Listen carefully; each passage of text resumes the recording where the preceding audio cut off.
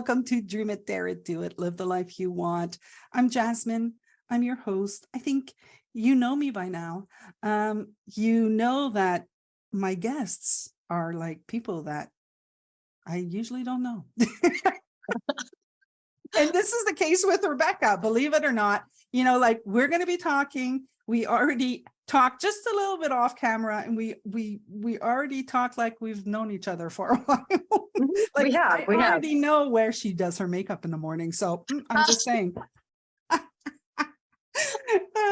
Rebecca, for the purpose of our listeners, why don't you tell them where you are and what you do?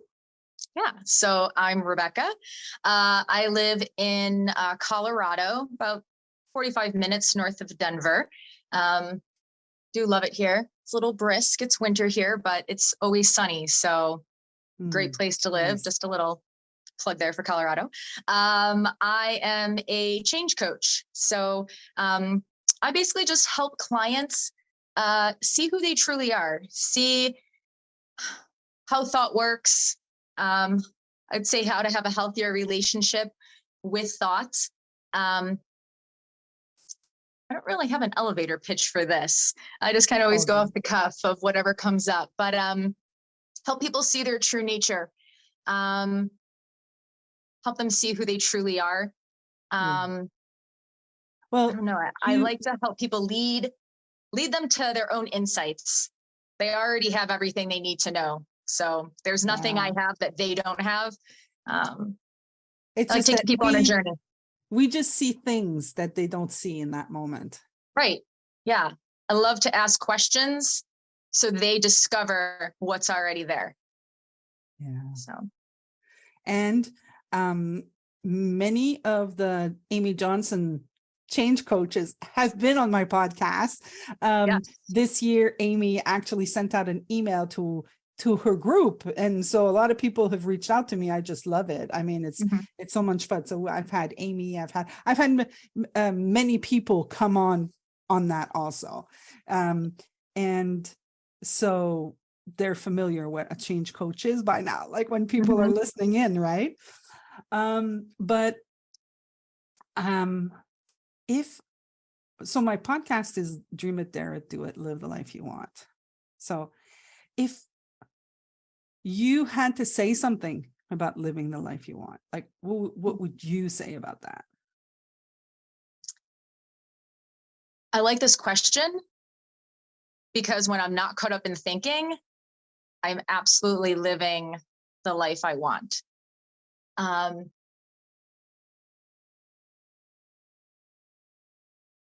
would say I've definitely made some decisions in my life that just based on people spontaneously asking me questions to do something, or having the idea to move somewhere, or make a big change. And this is just my own personal journey of living the life I want. But I feel it's just been intuitively led for me. Like just something comes up and I'm like, yes, I need to do that. I don't know how it's going to happen. I don't know what it's going to look like afterwards, but following those prompts and just listening to that wisdom or that intuition has definitely led me to living the life I want, but also not getting caught up in thinking that life should look different. If that makes sense. Yeah, I think that's kind of a trap, right? I love the word should. Well, I don't love it. I'm just saying, I love that you said it in this moment, because there's a total difference between living the life that you truly want, that that your nature says that you want, versus living the life that you want based on what you think you should be doing, based on something that you heard somewhere, somehow made up for somebody else, not made up for you. Anyways, there's such a difference in that, right? Like I get a lot of flack with the word want, like, well, we can't always do what we want. And I'm like, yeah, I think you can. I think we can. I really think we can. Yeah, sometimes we've got obstacles that we need to get over. There are things that need to be put in place in order to get there. But I think we can always live the life that we want. And I guess that's a loaded question in and of itself. What do we want? Because people might say, oh, I want to be able to travel when I want. I want a big house. I want whatever, XYZ. But I'm like, do you want that thing? Or do you really want what you think that's going to bring you? Yeah. And that is a powerful question. Like, okay, I want a big house. I don't want that. So I can't answer that. But that feeling that you think you're going to get, that's what you want.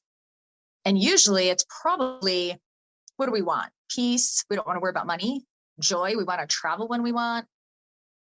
We think the car, the house, or whatever is going to bring us joy.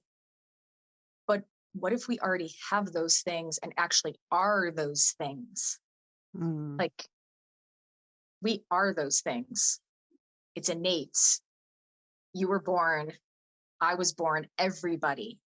Like, perfect love, perfect joy, perfect beauty, perfect worth.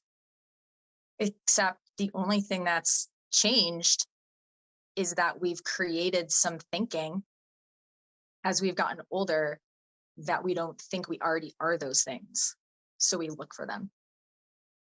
Yeah. You're making me think lately. One of the things that it's so funny because sometimes I feel like I'm repeating myself, but it's just that I'm seeing things in a deeper way, so it's almost like I'm seeing it anew. So I see it in layers. So I can see like the top layer, and then I see that, and that's fine. And then I move on, and then all of a sudden I'm like, oh, and there was another layer there, and there was another layer there. Like, there's so many layers of thinking. And one of the things that understanding thoughts did for me is to see that I had the thought that there was a problem with mine. I had the thought that I shouldn't be myself because it was a big thing. Like there's a big major fault on you, Jasmine. Like, and I lived my life, like the major part of my life, that way. I can't, things that would come naturally to me, I wouldn't show because, well, I can't show that because that's me. So, right. And lately I've had these conversations with people. I've had a friend that talked to me just the other day, and she was like telling me, Jasmine, you talk on these podcasts and you say that you were a bitch. And she says, I've known you for years and you never were a bitch. She's like, in fact, you're like the easiest friend to be around. And those are things that I didn't know because I was too busy thinking I'm a bitch, or thinking there's a problem with me. I got to hide this. Can't say that, like one of the things that I've come to grips with is that I'm a passionate person. And I would hide my passion. Yeah. And I would hide it. Like, I'm very passionate. And on another call the other day, like this month has been a love month. Like, I've been getting love all over the place, and I'm just like overwhelmed with all the love. I love it, by the way. But this other person said, Jasmine, she said, I want to say thank you. I just love your passion. And I was just like, wow. And I had a reaction when she said that. And I was like, wow, I think I can't show my passion. There's nothing wrong with you, Jasmine. Nothing. And whoever is listening that thinks that there's something wrong with you, there's nothing wrong with you. Absolutely nothing. Nothing wrong, even nothing wrong in your core, nothing even wrong with the way you think. Yeah. Because that was that was a huge insight or revelation for me.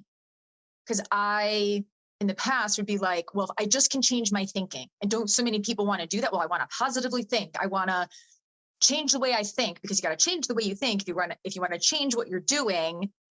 But I'm like, what if my thinking has always been perfect too? It's always done what it was supposed to do. Like the thought I had about, I don't even know if I'm making sense right now. I'll just kind of talk. I'm speaking to this in a very specific thing.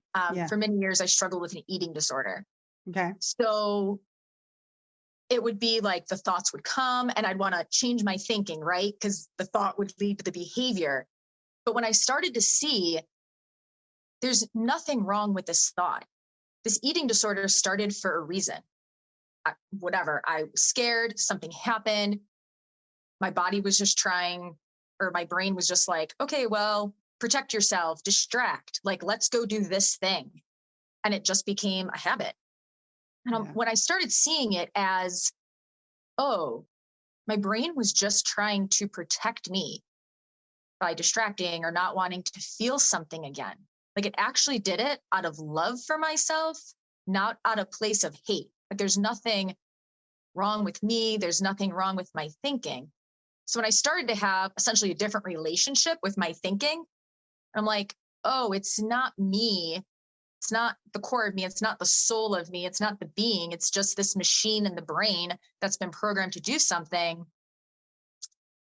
It just started to change the situation. Like I wasn't scared of my thinking. I wasn't scared of where it was going to take me if I started to have thoughts. I wasn't running away with them. I wasn't running and binging. It was more of like, oh, that thought can be there. Like it's not bad. I'm not bad. Yeah. It's so funny because I had this insight for myself this week where I actually realized that when I was pissed or angry, which is also, by the way, like when the anger emotion shows up, it's not an emotion that I share, that I voice, that I let myself feel. I kind of hide the anger, I'm angry, you're never going to know. Right. But when I hold on to it too long, at one point it's going to bust and then you're going to see it, but it's going to take a while.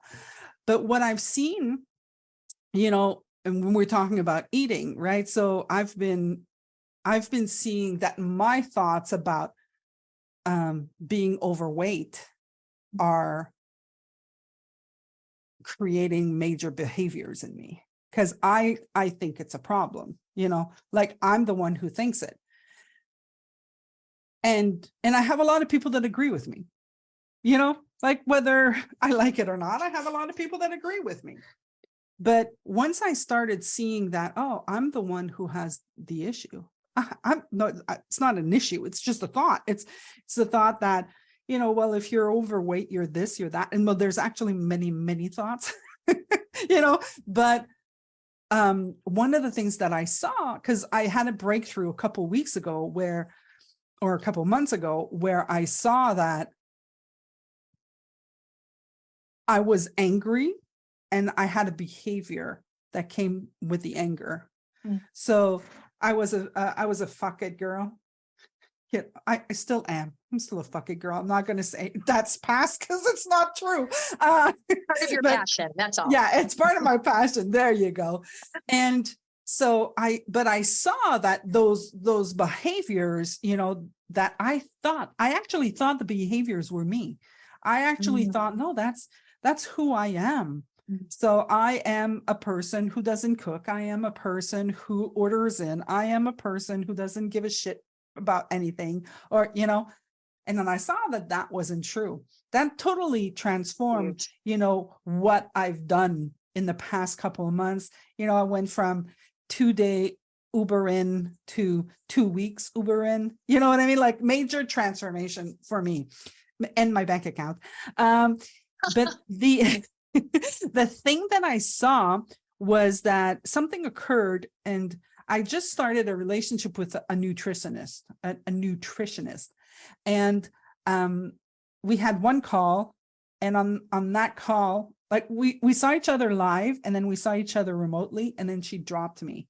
She dropped me. It was intentional. You understand, Rebecca? That's not it at all. She had another opportunity, and so she's no longer going to be a nutritionist. Oh, got it. Okay. So much judgment around that statement when you said it, no, right? Like, the brain just goes like, what the hell? How could she do that? Like, I know. There's Isn't that there's crazy? that thinking, right? It just goes right into judgment mode. Like, how dare she? Like, and you know what's really interesting? I love that you're saying this. There's a bypass to the story, by the way. Sorry, guys. Those of you who want to hear the rest of that story. But what is really interesting to see is how I do not entertain that conversation anymore. Like, we could have gotten into that conversation right now in this podcast going, how dare she? How could she do that? We could have had that. Like, and it would have been, and in the past, it would have been fine. That conversation would have been fine for me. Now I'm just like, no. Like, that will not bring any light anywhere. This conversation is like just stifling me, stifling this other person that you don't even know her name, but like it's stifling her also, and in some cases stifling the whole nutritionist world. You know what I mean? I don't even want to entertain the conversation. So I can literally see it was all in my head, right? And in that moment when she told me, Jasmine, I'm sorry, I know you liked me. You told me last time, I feel so bad telling you this, because I told her last time, I was like, I love you. It's going to be just you. And I can feel her, man, I was putting a lot of pressure on myself to tell you this, and I'm like, that's fine. She went through whatever she went through in that moment about me, because she had her own thoughts. But I saw myself, I saw two people in that conversation. There was the Jasmine that was like, you're going to pediatrics. I'm so happy. Oh, you're going to take care of kids. Yay. And I saw the Jasmine who's like, fuck, man, what about me? Screw the kids. But what happened, the whole point of this whole story is that I saw that I was pissed or angry or disappointed or whatever. And I'm doing these things for her. Like, she's my nutritionist. So I'm taking pictures of my food and I'm telling her how I'm feeling and now I'm just like, who cares? Like, I'm not going to take a picture. So I could see my behaviors coming in. And I was like, okay, now I bought some cotton candy. I love cotton candy. I'm a sugar girl. Okay. Just like sugar makes me happy. I know it's not good for my body, but makes me smile. Like, I think cotton candy and the smile comes up in my face. So wait, maybe it is good for your body because it makes you smile. And I'm sure when you smile, there is some type of endorphin that is released. Thank you. Really? I love everything you, Rebecca. Everything is neutral until you label it. Yes, it's true. It's true.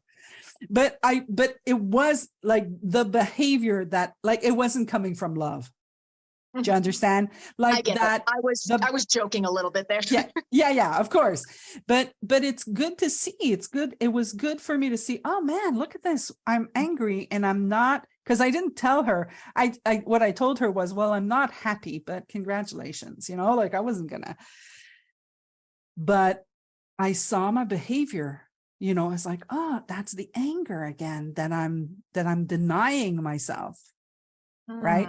And then, so I'm denying myself the anger, and then it generates behaviors that incur. And so I was able to see it. And I thought it was really interesting. And, I'm 52. It took me this long to see it, but it's because I'm looking in this direction, and I'm not investing any of my energy in the how dare she, right? What do you think, Rebecca? Like, I'm not so invested in that, so I can see other stuff now. I loved what you just said. And I'm going to repeat this to make sure I heard you right. Did you say I'm denying myself the anger? Yeah. I Well, I've never heard you say that or anyone say that before. I don't know if that's something you say, No, it but just came out. it's interesting because I think so many people could hear that and be like, we can't get angry. Like there's so much, I just know, whatever, just personal experience in my own life, like anger is not a good thing. You can't get angry, put on a front. Or even we could say in that same realm of like not getting sad or emotional, right? Like those are two emotions that are not most favored in our culture, right? Yeah. Don't be sad, don't be angry. But what if we just get angry? Don't fear what it looks like. I'm not talking we're going to throw something across the room or intentionally, maliciously. We're not talking about violence. Right. We're not talking about anything violent or anything malicious. Anger. But what if we just let that move through and let it look however it's going to look? Or in that side, on the other side, like being sad. I could talk a whole podcast about me being emotional and sad, and just sometimes I can be in my kitchen cooking and I'll like start to feel something. I don't know if I had a thought to bring about the emotion. I don't know if the emotion just came up, but I'm like, I just feel like crying. I will just bawl in my kitchen or in front of my stove for like 20 to 30 seconds and be on my day, be on my way. Like, I don't judge it. I don't wonder where it came from. Like, so I'm just kind of wondering, like, if we get angry in that moment, who cares? What if we just like punched a pillow, yelled out loud, no judgment? How much more peace we'd have in the future rather than holding that in, right? Of like, oh, like, no one's going to see me be angry. No one's going to see me be mad. It's like letting that energy move through. Yeah. Without judgment. And I think that sometimes just acknowledging it can make it move through. Even, right? Be like, I am pissed, but we don't want to complain. We don't want to be complainers. But that's also a label. What if I'm not complaining? I'm just saying how I'm feeling in this present moment of time, which is the only moment that exists right now, is what I'm in. I'm mad. I'm pissed. Oh, who knows? Maybe you'd move on your merry way. It's so funny because I've started calling my thoughts something. They're basically, it's my intellect. Like, it's kind of like, I'm able to separate what I'm thinking from who I am. So powerful. It's like so cool to be able to just go, my intellect is freaking out right now. Like it's just like, but I can definitely see it like that. I can see it like, oh my God, there's so much thinking that just showed up. But it's like, it's kind of like, like as I'm telling you, my eyes are looking up towards my brain, towards where I believe thinking shows up. That's right. And yeah.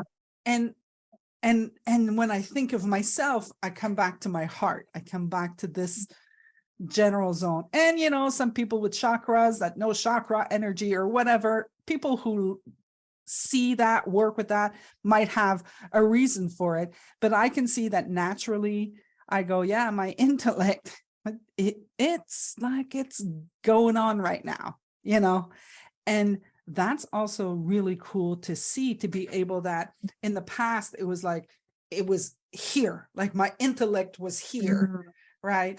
So if I was pissed or, there are these things that would get me really, really reactivated. Like if I would ever think that you're taking advantage of me, then I was like that, like, it wasn't just like a thought that's like, oh, wow, that's like they're taking advantage of me. I shouldn't do that. Like that, but it just like the trigger advantage or you think I'm small advantage. Like there was that, it was like triggers that would show up, right?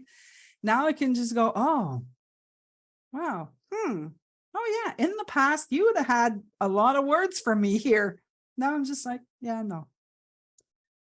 Because we see the difference in what you call the intellect. Yeah. I just call it my brain, which that's a very general term. Yeah. I call it the machine. It's just, there's times, I mean, I think it probably happens almost every day that I catch it. Like it'll just start and I'll be like, whoa, I could run with that thing. Like, there you are again. Yeah. Like, but I don't I think it is huge not to identify with it, because that creates a whole other story of like, I need to fix myself. You only have to fix what's broken. So if you think you have to fix it, you're thinking that means it's broken, and it's not. It's actually working perfectly, even though it doesn't make sense of like where thought comes from or the randomness of it. It's working like, perfectly, even though you think it's wrong. Yeah. Even though we think it should be better because we want to feel better. So if the thinking comes and we feel shitty, we're like, well, something's wrong with my thinking because I don't feel good, right? I'm uncomfortable. It needs to change. One of my favorite questions to ask people is, what's wrong with being uncomfortable? Like, it's going to change. You'll have a new thought. You'll get distracted by something else. We don't ever hold on to the same thought. But that doesn't mean we have to force our thinking or change it. It's when we can observe it and be okay with it and feel safe with it. I don't know. It just changes the whole relationship with yourself. Yeah. It's just a misunderstanding. That's it. And will we ever fully understand? No. I like to call life the unlearning. I think you were talking before about like it just peeling back, like, and that's what I just picture. I don't know how much we actually learn. We continue to learn, especially as we get older. I think it's an unlearning of like, oh, this is much simpler than we ever, I don't know, made it out to be. Yeah. For me, you know what's going on in my mind right now? Sorry, in the beginning of my inquiry into transformation, like for me, the word what transformation is that things are the same, yet things are different. Like everything is exactly the same, yet everything is totally different. And that actually reassured me. That's why I went towards that direction of looking into transformative conversations, because I was very afraid of, actually, I didn't realize that, but I've loved my life probably all my whole life. And I knew there was something there that I needed to see. But I was afraid that if I saw it, then everything would change. I didn't want things to change because I loved how everything was, but there was something wrong. There was this whole, I call it the mind fuck. I can't help it. That's just the word that comes to mind. It's just a mind fuck. It's kind of like you think something and then something else shows up and then you're like, but this.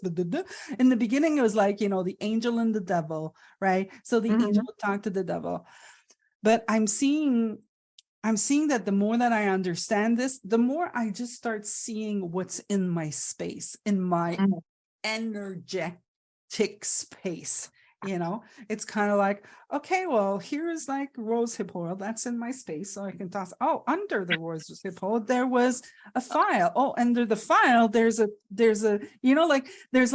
something, there's stuff in my space, and I'm just starting to see what's in my space. So now what I saw in my space was anger. Oh, look, when I don't acknowledge my anger, what happens is I go into fuck it mode. When I go into fuck it mode, then I naturally get disappointed with myself.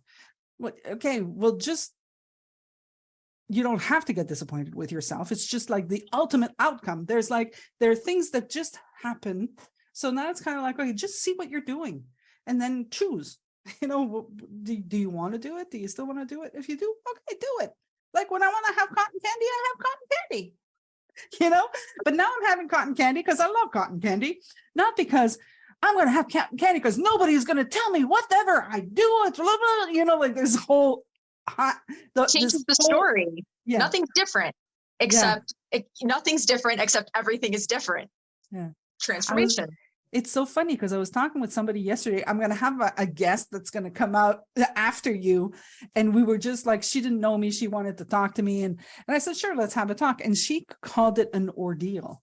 I said, I love that word because it was just a whole ordeal, right? Okay. You're going to have cotton candy. But then there was this whole ordeal around how am I going to have cotton candy, or chips or whatever. There was like this whole ordeal of thoughts, right? It was just like craziness. I was going to say it's an ordeal, but it's all thought generated. Yes. And when you think about that, like the amount of energy that can happen from thought, like the story that's created, the worlds that are created. Like thoughts are so powerful that people can drop. Like with us, I have a girlfriend with a single thought, she can fall into unconsciousness. She, faints. She literally faints. She thinks, the doctor calls her up to tell her whatever. She's so afraid to die. Bam, unconscious. That's how powerful the thought is. It is so. And then also, I don't want to say that and think like, oh, we got to take it all serious, right? Because that could become like a fear thing, right? Like, oh, if it's that powerful, I need to control it. Yeah, no. Right. But it's also. It's just knowing how powerful just knowing is just knowing. So it's about knowing and noticing. That's the only thing that we can do. We can just how it went for me was, okay, so now I know that my feelings are coming from thought, right? Mm-hmm. So that's the knowing. So if I know this, then when I get a feeling, right, I'm kind of like, okay, so that's thought. So I got caught up in the beginning. What thought is it? What is the thought? I need to change the thought. I can't have this thought again. Like I had control over the thought. You have no control over the thought. Mm-mm. It's being an observer of it, because if the thought is not you, right? Like if it comes up out of nowhere, that's not you. It's random. You don't have control over it. So if you try to control something that's just like coming up out of nowhere, you're not really going to have success with that. But I know what you mean of like, oh, I feel anxious. What am I thinking? Change my thinking. Like it's this. It can be like this ping pong game too, right? You were talking before about like the angel and the devil, or, it's like, okay, I have this thought. Why'd you have this thought? And then it's like this tug of war.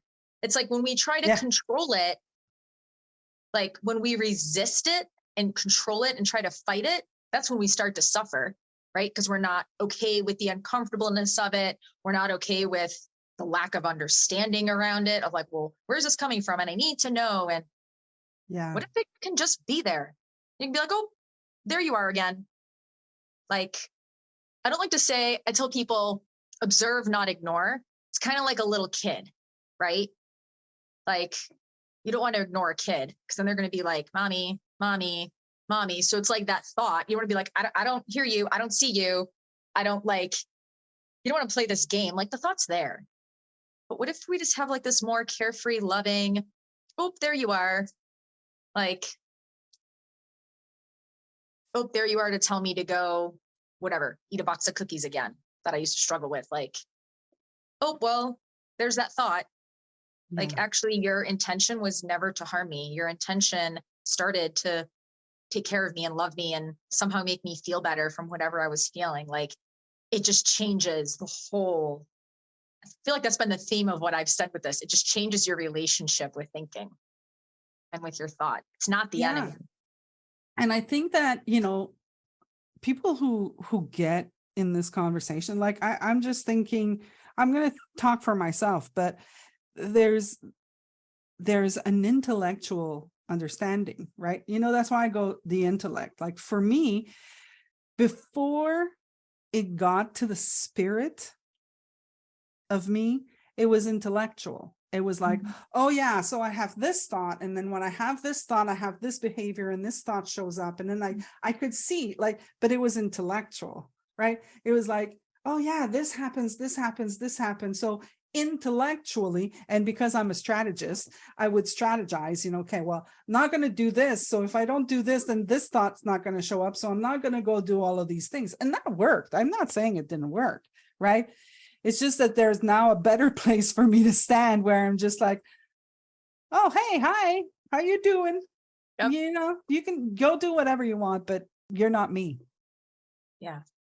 It's kind of like, it's almost like, when, somebody that's annoying doing something to you around you where you're like, okay, well, this is not me. You can go ahead, go do whatever you want to do. This doesn't belong to me, and you Good can analogy.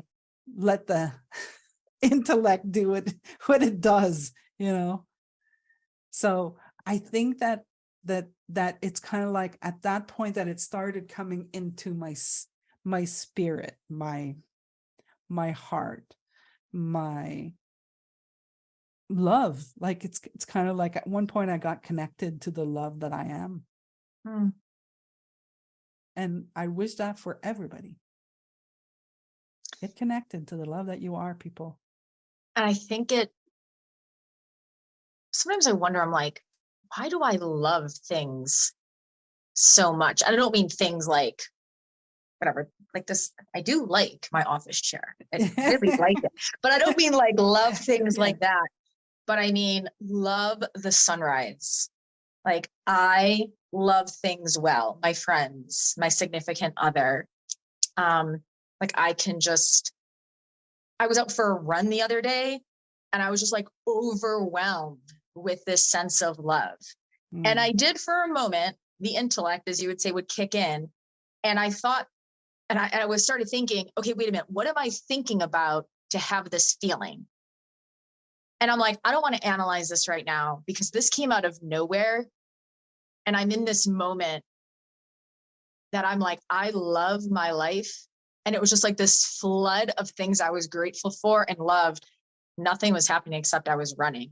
And I was just like, the life I have, the decisions I have made in the past that have led me here. I don't know. And where am I going with this? It's a feeling. It's love. There was nothing about like, oh, I don't love my life. It's not my significant other that is amazing, which he is, that I love. It was this love from inside of me that I think allows me to love my external more. If that makes sense. Like I love things more because of the love I've discovered that I've always been. Well, that you're not able to put words to it. Yeah. Makes me see that that's because it's a feeling. It's the spirit. There's like, we're using words to like, I mean, we're human beings, so we're communicating and this is how we do it. But it's the feeling behind it. Like even you and I have never met. There's a feeling in this space. There's a feeling, there's a come from. There's also like when I look at you, I see you. I don't even see you're thinking about me. Because you might have your intellect might have some stuff, but it's literally being able to be in this space is being able to not interact with your thoughts and not interact with other people's thoughts and just being in this beautiful spiritual space. This is why I continue doing this. I mean, and I'm receiving messages from people, telling me you have to, they're asking me to get their people on the podcast, right? But when I go listen to their stuff, it's all like written with bullet points. This is what it is. This is what it is. I don't want to have these conversations. That's not what I want. I want to be in this space. It's so rich, Be in the moment, not have something pre-recorded. Like even the beginning, I said, I'm like, I don't really have an elevator pitch. Yeah. And sometimes the intellect, the brain kicks in when somebody asks me, oh, what do I do? Or what kind of coaching? I'm like, and then whatever just comes out. And that intellect, that brain comes in like, oh, that sounded stupid. You should have had something more planned. But I'm like, who cares? Like, yeah, Exactly. I Who will cares? say the right thing to the right people. Yeah. Can't say the right thing to the wrong person or the wrong thing to the right person or whatever. So Yeah.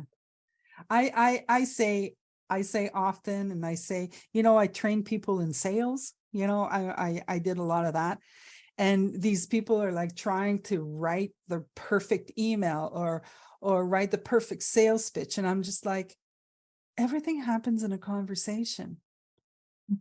Go to your conversation, talk with your client, listen to what they want, and then see if you can help with no manipulation. And if you can help them, if you can't, say, hey, you might try that one. There's everything happens in this in a conversation. I just love that. And it's what makes your podcast, I'll say unexpected in a good way. Yeah. Right. I mean, you have an overall theme, but your guests aren't all cookie cutter following the exact theme. You never know what you're going to get. You have people who are really well known.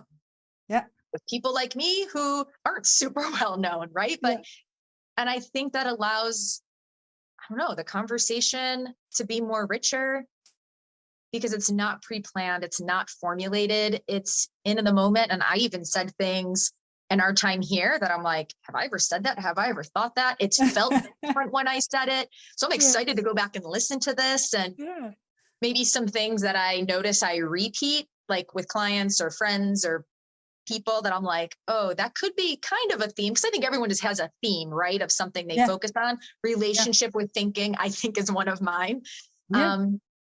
So no, I really enjoyed this conversation. We had fun. I'm happy I met you. I know. I feel like I have a new friend here. So you're very easy to talk to. You provide a great space for guests, and I don't know, it just flowed.